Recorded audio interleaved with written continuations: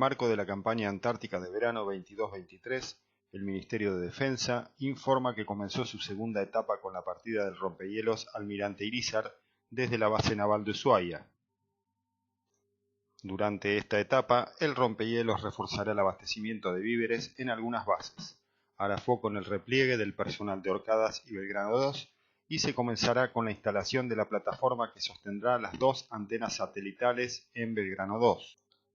Además, en este itinerario también se procederá a la evacuación de residuos históricos y avanzarán los trabajos en la instalación del laboratorio multidisciplinario de Orcadas. El seguimiento de una serie de témpanos que se desprendieron del continente antártico a través de las imágenes satelitales es insumo fundamental para fijar el trayecto del Irízar en su recorrido hacia la base antártica conjunta Belgrano 2. En el rompehielo están viajando dos superestructuras metálicas de 3 metros de altura para dos antenas que la Comisión Nacional de Actividades Aeroespaciales instalará en la base.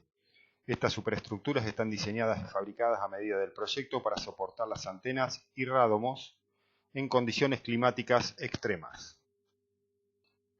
Cambiando de información, el ministro de Defensa firmó hoy una resolución por la cual se aprueba la actualización de la política de ciberdefensa como un instrumento rector para el planeamiento estratégico militar en la misión de aumentar las capacidades operacionales en el ciberespacio y proteger la ciberseguridad del Sistema de Defensa Nacional.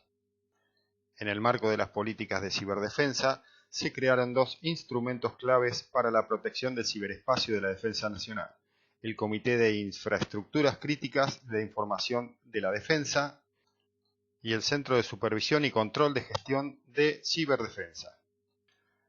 Para una eficaz implementación de estas políticas en estas nuevas áreas, se coordinarán y se supervisarán los trabajos de los organismos correspondientes del Estado Mayor Conjunto de las Fuerzas Armadas y de los Estados Mayores del Ejército, Armada y Fuerza Aérea en materia de seguridad en el ciberespacio.